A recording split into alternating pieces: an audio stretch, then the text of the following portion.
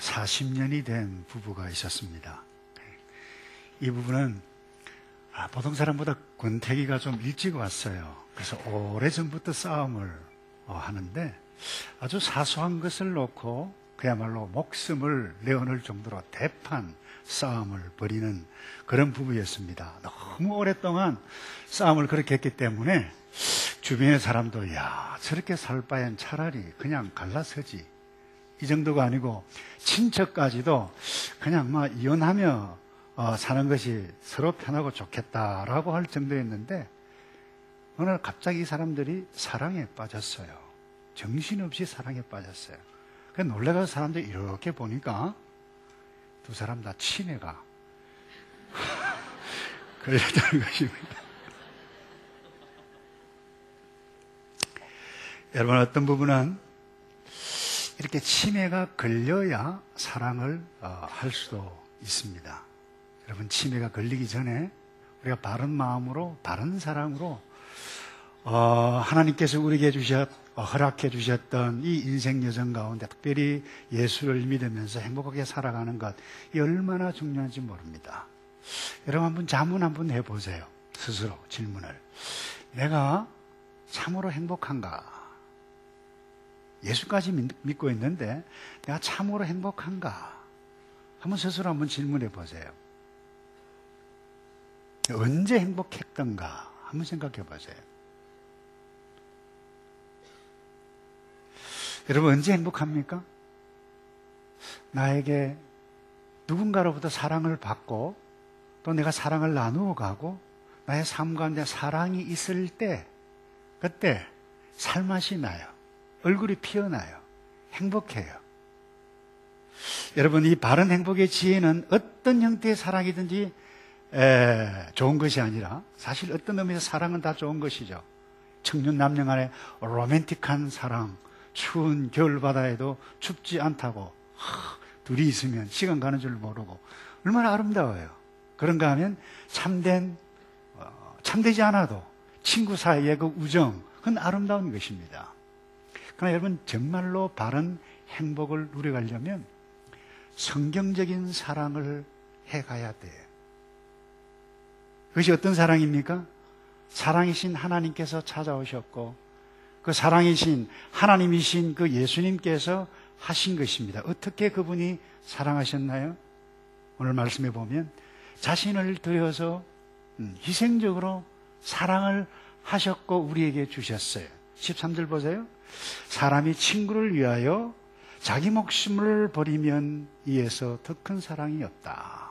이것은 예수님 당신 스스로 하셨던 것을 말씀하신 것입니다. 여러분, 사랑이 있으면 나를 드려요. 사랑이 있으면 사랑하는 사람에게 모든 것을 다 줘요. 물질도 드려요. 여러분, 사랑하는 사람에게 뭔가를 드리는데 아까워한다. 저는 지금도 기억해요. 한 장로님, 주일날이 기다려진다. 특별히 헌금하는 시간이 기다려진다. 그래요. 뭔 말씀인가 하니까 참 준비했던 거 하나님께서 내게 주신 것을 아름다운 마음으로 이분이 하나님의 사랑, 하나님에 대한 사랑이 무엇인지를 아는 사람이었다라고 하는 것을 자연스럽게 제가 깨닫게 되어져요. 여러분, 사랑이 있으면 드려요. 나의 에너지를 드려요. 애정을 드리고 마음을 드리고, 때로는 힘이 들어도 그게 힘든 줄 몰라요. 제가 한국에 잠깐 있는 동안 은퇴하셔서 저에게는 은사 같으신 분이에요. 그러니까 제 부부가 방문을 해서 위로를 냈습니다.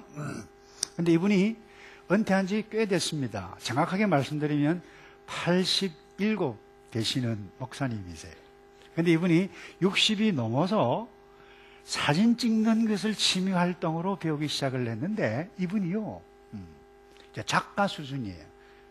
그래서 작가협회 사진이 이렇게 그 다음에 콘테스트에도 이렇게 올라올, 등수에 올라올 그런 작가라고 해도 좋은 분입니다.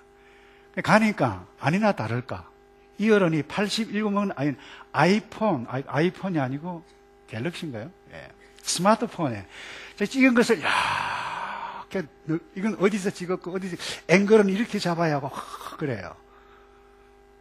근데 여러분, 이분이 사진을 찍기 위해서 나가면 이 사진 가방이, 카메라 가방이 장난이 아닙니다. 몇 킬로나 됩니까?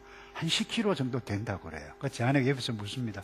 목사님 무겁지 않으세요? 그러니까 아니 안 무거워. 하나도 안 무거워. 좋은데 뭐 그래요. 그래서 제가요, 맞다. 좋으면 하나도 안 무겁다. 사랑하면 부담이 안 된다. 한번 따라서 합시다. 사랑하면 안 무겁습니다. 우리 삶 가운데 깨닫게 해주시는 진리예요. 여러분, 사랑하면, 좋아하면 힘든 것도 힘들 줄 몰라요. 그래서 여러분, 무엇이든지 좋아하면 아깝지도 않고 힘들지도 않아요. 여러분, 예수님께서 우리를 위해서 목숨을 내어놓으셨어요. 왜 내어놓으셨어요? 그냥 사랑하셨기 때문에, 다른 이유가 없어요. 희생하실 수 있었던 딱 이유 하나, 딱 한 가지는 여러분, 그냥 사랑하셨기 때문에. 여러분, 이성이 있고 인간의 감정을 가지고 있는 저희들은 그 희생하셨던, 그냥 들으셨던 그 예수님의 사랑을 어떻게 보면 이해할 수 없어요. 그런데 하나님은 이게 사랑이라고 말씀하셨어요. 여러분, 그 어떤 형태든지 희생하는 사랑은 그 누가 보아도 아름답고 감동을 줍니다. 제가 이런 글을 읽었어요. 영국의 사우스 웨일즈라고 하는 곳에 폭풍의 언덕이라고 하는 곳이 있습니다. 거기에 추운 겨울날 오래전 이야기인데, 남편이 없는 한 여인이 아기를 업고 가다가 그냥 눈보라에 길을 잃고 쓰러져서 그냥 죽었어요. 사람들이 발견했는데 그야말로 알몸처럼 발견이 되어졌어요. 그래 보니까 이 어린 아기를 살리려고 옷을 다 벗어가지고 그 아기를 감싼 거예요. 어머니는 죽었어요. 그런데 기적적으로 한 가정에서 이 아이가 길러졌습니다. 더 감동적인 것은 이 사람이 훗날 1916년 영국의 수상이 되는 아들이 됩니다. 데이비드 로이드 조지라고 하는 분인데, 이분이 제1차 세계대전 회상록까지 적었다고 그래요. 감동이 되잖아요. 여러분, 모성애, 어머니의 사랑 희생적이에요. 여러분 한번 물어볼까요? 이 모성의 사랑이 어디서부터 왔어요? 하나님에게서부터 왔어요. 모든 사랑의 출처는 미리 말씀드리면 궁극적으로 하나님에게서 왔어요. 자기 자식이기 때문에 희생하는 어머니의 사랑이지만 이 모든 사랑의 근원은 아버지께 하나님에게서부터 왔어요. 여러분, 요한일서 4장 8절을 기억하시나요? 이렇게 말씀이 기록이 되어져 있는데요. 사랑하지 아니하는 자는 하나님을 알지 못한다. 사랑하지 아니하는 자는 하나님을 알지 못한다. 왜냐? 하나님은 뭐라고요? 사랑이시기 때문에. 서울 사랑의 교회를 방문해 보신 적이 있나요? 옥목사님 계실 때 제가 방문한 적이 있는데 딱 가면 하나님은 뭐라고요? 사랑이시니라. 한번 따라서 합시다. 하나님은 사랑이시니라. 여러분, 사랑의 궁극적인 근원은 하나님이세요.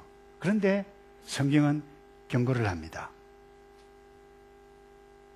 그 어떤 형태이든지 사랑이 아닌 그 어떤 미움의 형태는 어두움이에요.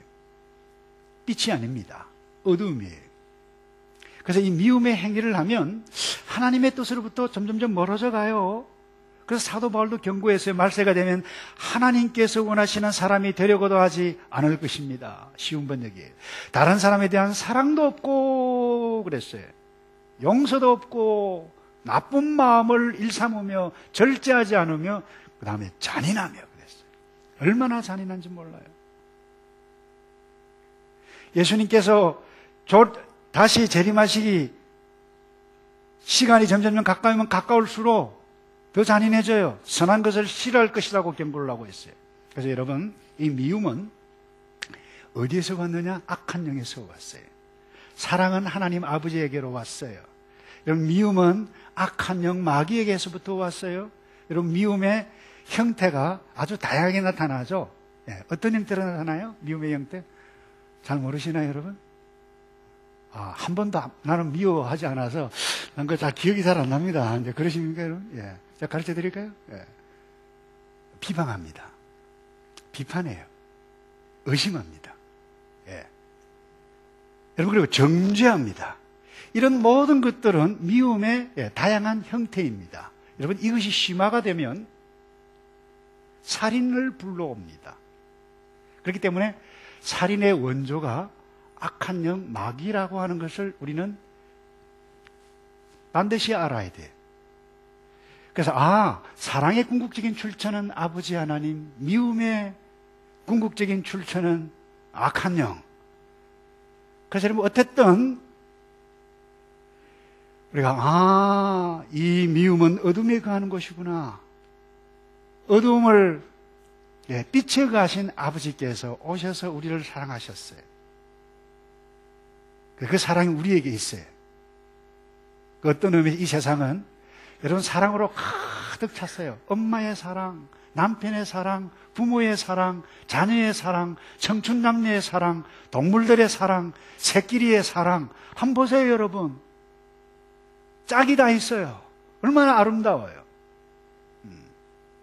근데 어머니의 사랑도 하나님에게서 나왔지만, 이 모든 사랑이 하나님 아버지에게서 나왔지만, 이 예수님께서 하신 사랑과는 차원이 다르다라고 하는 부분. 모성애는 죄송합니다. 내 새끼니까 사랑해요. 그러니까 다른 자식 미워하기까지 하면서 내 자식을 사랑합니다. 그러나 하나님의 사랑은 그것이 아니에요. 모두 사랑하셨어요. 우리로서는 이해가 안 돼요. 우리가 아직 죄인 되었을 때에 목숨을 들여서 우리를 자기의 사랑을 확증하셨느니라 말씀해 주셨어요. 이 십자가의 사랑은 이 세상의 그 어떤 사랑과도 비교할 수 없을 만큼 최고의 사랑이에요. 그래서 예수님께서 당신께서 하신 일을 그렇게 표현하셨어요. 사람이 친구를 위하여 자기 목숨을 버리면 이에서 더 큰 사랑이 없다라고 말씀하셨습니다. 여러분, 이 최고의 사랑, 이 엄청난 사랑이 저와 여러분에게 와 있다라고 하는 것을 여러분 한 번쯤 생각해 보셨나요? 이거 생각하셔야 돼요. 이거 생각하지 아니하면 우리가 마귀의 유혹에 빠져요. 여러분, 이 사랑이 우리 안에 있고 우리 위에 있고 우리 주위에 있고 여기에 가득 차 있다라고 하는 것을 느끼시기를 축복합니다. 그렇기 때문에 하나님의 모든 자녀는 이 하나님의 사랑을 할 수 있는 능력을 아버지 하나님께서 우리에게 주셨어요. 근데 왜 우리가 하지 못하느냐? 단 악한 영의 유혹이 많은 이 세상 가치관에 빠지면 할 수 없어요. 이 악한 세상 가치관에 빠지지 않는 한 모든 그리스도인, 모든 성도는 반드시 할 수 있는 능력이 있어요. 그래서 여러분, 이 사랑은 이 놀라운 예수님의 사랑, 은혜로 우리에게 왔지만 이 사랑은 저절로 되어지는 것은 아니라고 하는 부분. 여기에 우리가 의지가 필요하고 훈련이 필요하고 절제가 필요하고 함께 공동체가 필요하고 때론 미움의 현장이 있을지라도 아니야, 우리가 누군가, 그래서 공동체가 필요한 부분입니다. 그런데 말세가 되면 사랑이 많이 허물어져 가요.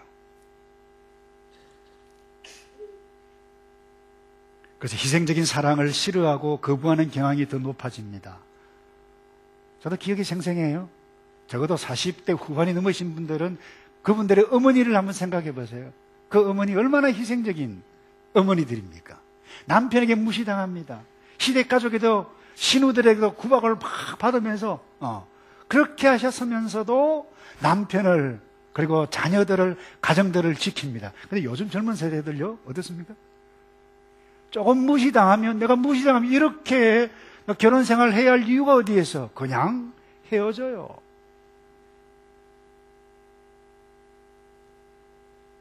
이런 무시당하면서 가정을 위해서 자신을 희생하는 그 어머니, 그런 어머니들 때문에 여러분들이 여기에 계시지 않았었어요? 저는 서양 어머니 잘 모르겠어요.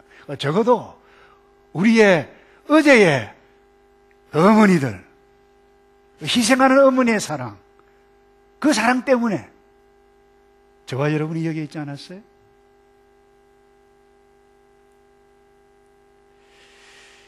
예수님께서 제자들에게 이 사랑을 설명하셨고, 너희들이 서로 사랑하라고 해서는 이 사랑이 너에게 있고 이 사랑의 능력이 이미 임했고 이것을 행하는 것이 나의 네 계명이고 세 계명이라고 말씀을 하셨어요. 이것은 감정에 끌려 내 마음에 들어서 하는 사랑, 이 차원이 달라요. 의지적인 사랑이에요. 그래서 기독교의 사랑은 의지적인 사랑, 언약적인 사랑, 말씀에 의한 사랑, 약속에 의한 사랑이지 좋아서 로맨틱한 사랑 아니에요. 물론 그 가운데도 로맨틱한 사랑이 있어요. 여러분들이 예수 그리스도의 사랑을 느끼고 이 예수 그리스도의 사랑을 말하고 이 예수 그리스도의 사랑을 여러분 온몸으로 느껴가며 행복해해가는 저와 여러분 되기를 축복합니다. 그런데 어떻게 사랑하셔서 예수님께서 우리에게 친구로 오셨다고 그랬는데요. 여러분이 보통 친구가 아니라 특별한 친구 관계로서 우리에게 사랑으로 찾아오셨어요. 여러분 15절인가요? 이런 말씀이 있죠. 이제 내가 너희를 더 이상 종이라고 부르지 않겠다. 종은 주인이 하는 일을 알지 못한다. 방금 전에 나는 너희를 친구라고 불렀다. 왜냐하면 내가 아버지께 들은 것을 다 너희에게 알게 하였기 때문이다. 여러분, 예수님은 제자들을 종으로 부르지 않고 친구로 다가오셨어요. 그 이유가 무엇인지를 설명하셨죠. 그 이유가 무엇인가요? 종은 주인 시키는 것만 해요. 종은 주인이 어떤 마음을 가지고 있을까? 종 그 자체는 이해할 수 없어요. 그런데 차원이 달라집니다. 주인이 종의 주인으로 딱 오게 되어지면 종이 주인의 마음을 알아요. 이 종이 주인의 뜻을 알아요. 이런 관계로 내가 너희에게 이런 친구로 찾아왔다 라고 하는 의미입니다. 기억하세요? 아브라함을 하나님은 나의 친구라고 그렇게 성경에 표현하고 있습니다. 놀라운 관계입니다. 여러분, 아브라함은 다른 사람이 알지 못했던 놀라운 하늘의 비밀을 알았습니다. 소돔과 고모라를 심판하겠다 세상 사람들은 몰랐습니다. 그런데 아브라함은 알았어요. 왜요? 친구였기 때문에. 친구였기 때문에. 그래서 여러분, 이 종이 모른다. 주인이 종에 대해서 알게 하는 것, 이걸로 신학적으로 리빌을 한다. 이 계시라고 하는 것입니다. 그래서 우리는 이미 아무것도 몰랐는데 예수님께서 오셔서 계시해 주셔서 계시해 주는 것만큼 우리는 알 수 있는 이 특별한 친구 관계에 있다라고 하는 부분. 그래서 우리는 예수님의 뜻까지 비밀까지 서로 아는 친밀한 관계로 사랑하셨어요. 보통 관계가 아닙니다. 여러분, 오해하시면 곤란합니다. 예수님 우리 친구잖아. 뭐 친구는 어떻습니까? 말로 차. 그러잖아요. 친구인데 뭐 자식 괜찮아 뭐. 여러분, 착각하면 안 됩니다. 예수님을 그런 친구 관계로 오해하시면 곤란해요. 여러분, 함께 막 먹는 친구의 개념이 아니라고 하는 부분입니다. 그래서 성경의 이 원래 이 히브리 문화, 이 성경의 문화의 이 친구의 개념은 그 왕의 친구들이라고 하는 컨셉이에요. 친구는 친구지만 예수님은 왕 중의 왕이신데 그 왕이 낮고 천한 아무것도 모르는 나에게 찾아오셔 친구로 오신 특별한 관계. 이 영어로 표현해 죄송한데 이너 서클이라고 하는 말이 있어요. 사람들이 많이 있지만 그 가운데 핵심 주군이 있고 주군 가깝게 곁에 있는 그 왕의 이 기사들 말이죠. 이와 같은 이너 서클을 가니까 이 사람들밖에 몰라요. 이런 독특한 관계를 가지고 있는 친구 개념이 예수 그리스도와 나와의 관계라고 하는 부분. 니네 이런 친구 개념이 아닙니다. 여러분, 오해하시면 곤란합니다. 여러분, 그 사무엘서에 보면 다윗이 여러 친구들이 있습니다. 어떤 의미에서 부하이죠. 여러분, 다윗은 왕입니다. 왕이 되지 않았지만 왕이에요. 근데 이 블레셋이 베들레헴을 점령하고 있을 때 목이 너무 말라가지고 이 다윗이 누가 나의 이 목마른 목을 죽여주어서 물을 길러줄 자가 누가 있을까라고 말을 딱 했는데 누가 알아들었어요? 바로 그 곁에 있는 친구들, 부하들, 이 세 부하가 우리 주군이 목마르다 그러는데 어디로 달려갑니까? 베들레헴까지, 적진까지 목숨 내어놓고 들어갑니다. 왜 알았습니까? 가깝게 있었기 때문에. 왕의 친구들이. 이런 개념입니다. 헌신적인 관계. 그리고 물이 왔을 때 사랑하는 나의 친구들, 나의 부하들, 이런 귀한 친구들이 목숨 걸고 가져왔는데 내 어찌 이 물을 먹겠느냐. 얼마나 아름다워요. 여러분, 삼국지를 아십니까? 남자들 다 아시죠? 잘 모르시는 것처럼 그런 삼국지 말입니다. 예, 재밌습니다. 예. 그러면 삼국지에 보면 그 청나라라고 하는 나라가 있죠. 그게 주군, 유현덕, 유비라 그러죠. 그 다음에 관우가 있고 장비가 있어요. 이분들 친구입니다. 도원의 결이 아주 유명하죠. 우리가 날 때는 다 달리 태어났지만 우리가 갈 때는 다 함께 가자. 와. 여러분 보세요. 친구 관계이지만 유비는 그들에게 있어서 뭡니까? 주군입니다. 이런 관계예요. 비밀을 알아요. 피로 함께 나누었어요. 여러분들이 한 그 스토리, 삼국의 스토리를 이야기하면 이 유비가 관우를 데리고 전쟁을 치러 나가기 위해서 서주성을 장비에게 맡깁니다. 서주성을 잃어버리면 곤란하다. 막내야, 너 제발 술 먹지 말고 폭행하지 말고 제발 잘 지키고 있어라. 네, 형님 걱정하지 마십시오. 결국 갔다 오니까 죄송합니다. 그놈의 술 때문에 이상한 나쁜 사건 때문에 적토마를 탄 여포에게 서주성을 함락당하고 맙니다. 얼마나 화가 났습니까? 그럼에도 불구하고 형님 볼 면목이 없습니다. 그러나 함께 안아가는, 여러분 보세요. 이런 왕의 친구들, 이런 컨셉이 오늘 본문에 성경에서 말하고 있는 개념이라고 하는 것. 여러분, 그분은 우리의 주군입니다. 아니, 왕 중의 왕이십니다. 그분이 우리의 친구가 되었다라고 하는 것은 얼마나 놀라운 신비인지 모릅니다. 단순한 친구가 아니라고 하는 부분입니다. 그런데 또 하나, 여기에 친구의 의미가 또 있습니다. 법정에 함께 서 있는 친구라고 하는 의미입니다. 여기 우리 한국말, 영어로는 friend, 여기 뭐 되어 있지만요. 여러분, 이 히브리 원어의 의미를 쭉 추적하다 보면 그 문화적인 원래의 뜻 배경이 쭉 나오는데, 법정에 함께 서 있는 친구의 컨셉입니다. 이 친구는 가장 어려울 때 함께 있어 격려하고 친구의 편이 되고 친구를 변호해주고, 이 친구는 내 친구입니다. 이 친구는 나의 편입니다. 편이 되어주는. 여러분, 세상 친구는 배신도 하죠. 도망가기도 합니다. 함께 신앙생활을 했던 신앙의 동지도 떠날 수가 있습니다.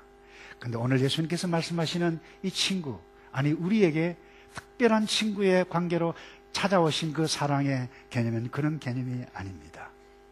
예수님께서 여러분, 그야말로 가장 불리하고 정죄당할 그 위기에 있을 때까지라도 함께 법정에 서주는 그 친구. 와, 여러분, 이 친구가 있어요. 이 친구가 누구라고요? 예수 그리스도, 하늘을 여신 그분. 그분이 나의 힘이 되시고, 그분이 나의 피할 바위가 되시고, 그분이 나의 구원자가 되시는 그 친구가 저와 여러분에게 있다라고 하는 이 사실. 여러분, 그분과 속삭이고 그분과 대화하고 힘들고 어려운 일들, 사람에게는 배신을 당할지라도 여러분, 그분과 함께 살면 어둠의 건세, 악한 영으로부터 자유함을 능히 이겨내는 위대한 사랑의 사람으로 될 줄로 믿습니다. 마지막으로 예수님께서 우리를 어떻게 사랑하셨어요? 먼저 사랑하셨어요. 먼저 사랑하셨어요. 여러분, 16절에 이렇게 말씀하세요. 너희가 나를 택한 것이 아니다. 내가 너희를 택하여 세웠다. 그것은 너희가 가서 열매를 맺고. 자, 내가 너희를 택한 것과 택했는데 그것은 너희가 가서 열매를 맺고 너희 열매가 항상 있게 하기 위해서다. 그래서 내 이름으로 구하는 것은 무엇이든지 아버지께서 너희에게 주실 것이다. 여러분, 예수님께서 제자들을 먼저 부르셨습니다. 오늘 본문에는 선택하셨다고 그랬어요. 그리고 먼저 사랑하셨어요. 여러분, 하나님께서 우리를 먼저 부르시고 먼저 사랑하셨습니다. 이게 너무 중요해요. 한번 따라서 합시다. 이게 너무 중요합니다. 어떻게 하셨다고요? 하나님께서? 먼저 사랑하셨다니까요.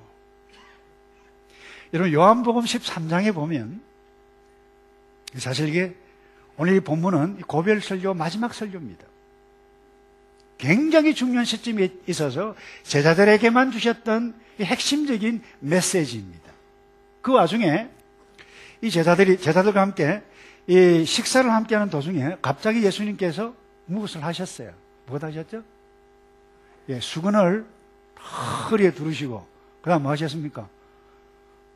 찬양 잘하셨는데 뭐 하셨어요? 잘 모르세요? 예, 대야를 들고 오셨어요. 발을 씻으셨어요. 왜 하셨어요?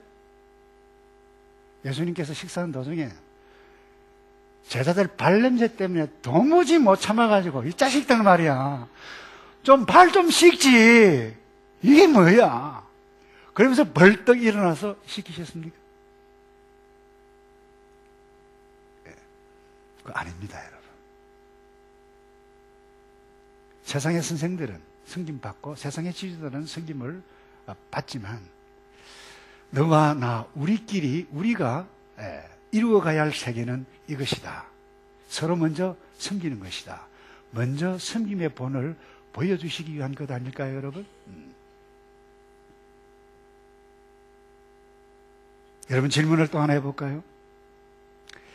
하나님께서 우리를 부르시고 사용하십니까? 준비시키십니까? 아니면 준비된 자를 부르시고 일하게 하십니까? 마음속으로 대답해도 좋습니다. 제가 일부 예배 때는 여유가 있어서 대답해보라고 시간을 끄었어요. 그러니까 어떤 분은 부르시고 준비시킵니다. 어떤 분은 준비된 자를 일꾼으로 부르십니다. 어떤 사람 대답을 안 하고 가만히 있더라고요. 뭡니까? 하니까 둘 다입니다. 그래요. 근데 여러분, 적어도 우리가 구속사적인 입장에서 성경을 보면 하나님 우리를 먼저 부르시고 우리를 사랑하시고 우리를 준비시켜 가시고 하나님의 백성으로 세워게 가시는 이 놀라운 하나님의 뜻.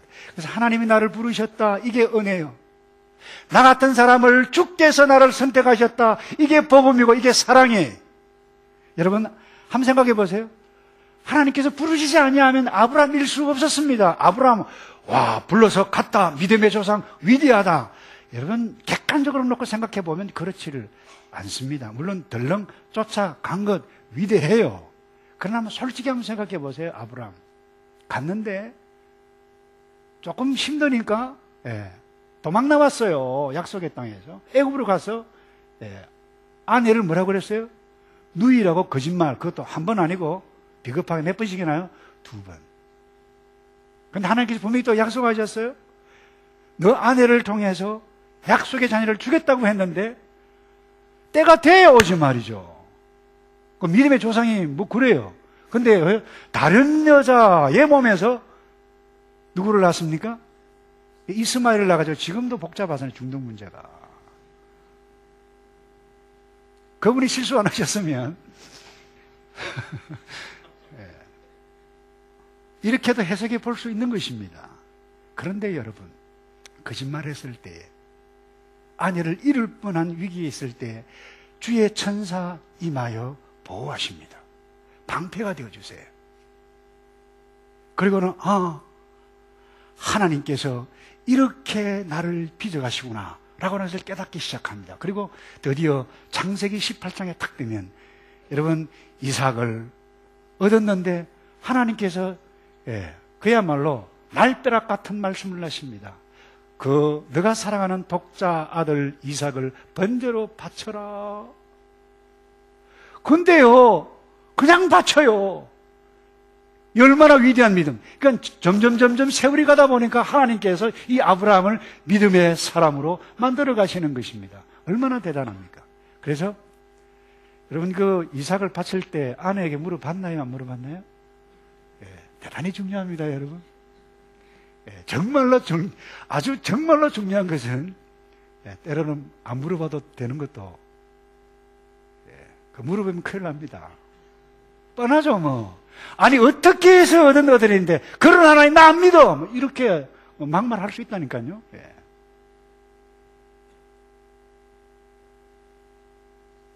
여러분, 하나님께서 모세를 보세요. 바울을 보세요. 베드로를 보세요.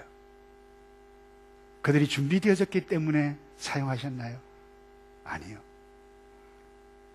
좀 더 직설적으로 여러분 준비됐기 때문에 하나님의 백성이 됐습니까? 직분자가 되고 준비됐기 때문에 목사가 됐습니까? 아니요. 저는 이것이 하나님의 사랑이에요. 먼저 부르시고 준비시키십니다. 여러분, 예수 믿어 하나님의 자녀가 된 우리가 이제 우리가 그분을 닮아가야 할 부분이 바로 이 부분입니다. 오늘 우리가 해야 할 부분이 바로 이 부분이에요. 하나님께 우리를 먼저 사랑하셨어요. 그것처럼 우리도 이제 우리 자녀를 먼저 사랑하면 자녀가 속썩이는 자녀일지라도 때가 되면 준비될 줄로 믿습니다. 마음에 안 드는 그 집사, 그 상대, 문제투성이 마음에 안 드는 그 사람, 내가 먼저 사랑하고 기다리면 때가 되면 일꾼이 될 줄로 믿습니다. 여러분, 이 원리가 기독교의 핵심적인 사상입니다. 다른 교리 몰라도 돼요. 근데 교회 안에 싸움을 하고 있어요. 교회가 싸워요. 하나님의 백성들이 싸워요. 와, 이 복음을 모르는 사람들이요. 아주 사소한 일 때문에 밥 먹자 먹지 마 이것 때문에 싸움하지 않아요? 우리 교회도 과거에 좀 그랬습니다. 예.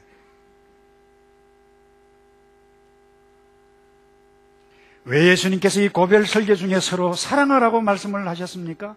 오늘 말씀하고 있어요. 그것은 말씀에 너희가 가서 열매를 맺고 너희 열매가 항상 있게 하기 위해서라고 말씀하고 있어요. 그래서 내 이름으로 구하는 것은 무엇이든 아버지께서 너희에게 주실 것이다. 놀라운 약속이에요. 내가 먼저 사랑하면 삶의 열매가 어떻게 있다고요? 항상 있다. 할렐루야. 내가 먼저 사랑하면 기도 응답이 활짝 열릴 줄로 믿습니다. 예수님께서 약속하셨어요. 이는 너희에게 열매가 항상 있게 하기 위해서 내가 이 말씀을, 이 계명을 너희에게 주는 것이다. 내 이름으로 아버지께 무엇을 구하든지 다 받게 하려 함이니라. 놀라운 약속을 하셨어요. 그래서 내가 힘든 상황, 어려운 상황 가운데서 정말 어려운 메시지입니다만은 저에게도 여러분에게도 먼저 사랑하라. 그래서 먼저 사랑하면 항상 우리에게 열매가 생산적인 productive한 크리스천 라이프가 일어나요. 쉬운 일이 아니에요. 제가 우스갯소리를 읽었어요. 부부싸움 끝에 남편이 워낙 화가 나가 나가! 그랬어요. 남편이 나가라는데 어떡 해요? 아내가 힘으면 아내가 나가야지. 그래서 문 열고 탁 나갔는데 금방 또다시 들어왔어요. 왜 들어왔어? 그러니까 이 아내가 가장 소중한 걸 두고 가서 다시 왔다고. 남편이 그게 뭔데? 아내가 씩 웃으면서 바로 당신. 또 부부싸움을 대판하고요. 남편이 도장 찍자, 이혼하자 그랬어요. 그러니까 이 아내가 위자료를 달라고 그랬어요. 남편이 얼마 줘야 되는데? 그러니까 이 아내가 당신을 달라. 여러분 혹시 이 이야기를 들으면서 그 여자 자존심도 되게 없네, 여러분 그렇게 생각할 사람이 있나요? 그 여자 정말 약하네. 줏대 없네. 그렇게 자존심이 짓밟히고 나서도 그런 소리를 할 수 있어? 여러분 아니요. 사람들은 내가 먼저 사랑하는 것 손해보는 일이라고 생각해요. 뭐 남편이 뭐 좀 해줘야 주는 게 있어야 가지 늘 이러거든요. 예. 여러분 인생이 불행하고 예수를 믿으면서도 인생이 불행하고 괴로운 이유가 무엇입니까? 사랑하지 않는 마음, 그 마음 때문입니다. 질문 하나 할까요? 혹시 여러분 음식물 쓰레기를 안방에나 그 다음에 침실이 아주 중요한 곳에 두는 사람 있습니까? 대답 좀 합시다. 아무도 없어요. 정신이 있습니다. 근데 돈 주고 산 그 귀한 음식물이잖아요. 그것도 버리면서 마음속에 있는 이 영혼의 쓰레기 쌓아두는 사람은 정말 어리석은 사람 아닐까요? 근데 그것도 영혼의 쓰레기를 끌어안고 삽니다. 끌어안고. 얼마나 어리석습니까? 여러분 왜 행복하지 못합니까? 왜 괴롭습니까?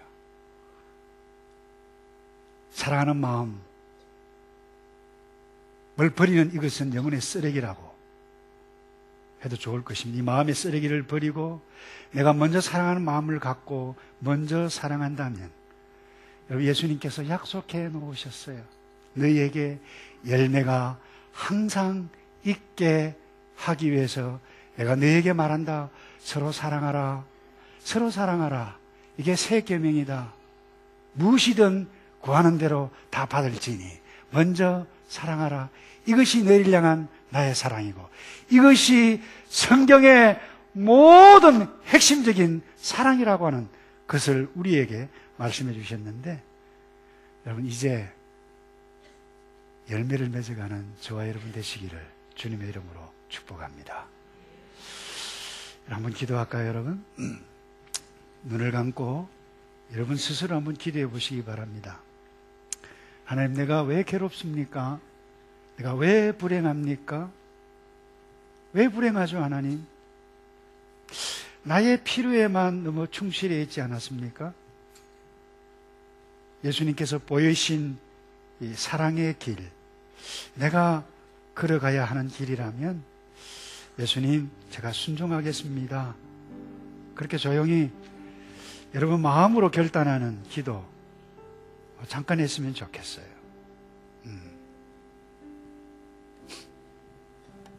주님,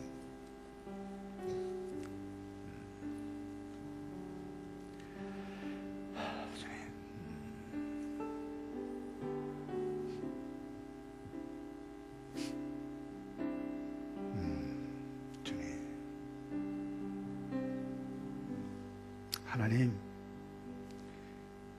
우리가 받은 사랑이 큰데 이 받은 사랑 나누어 가는 이 일, 우리에게 필요한데 예수님 힘 주신 것 감사합니다. 일어서겠습니다. 도와주십시오. 그러나 또 보면 그 얼굴 보면 용기가 나지 않습니다. 그러나 주님, 오늘 이 말씀 때문에 성령의 도우심으로 일어서겠사오니 내 속에 가득한 이 하나님의 아름다우신 사랑 찬양하며 나는 사랑의 사람이다. 나는 사랑의 사도로 살겠다. 그래서 하나님의 자녀로 남은 생에 살기를 원하오니 오 주님, 우리를 축복하여 주시옵소서. 예수 그리스도의 이름으로 기도합나이다. 아멘.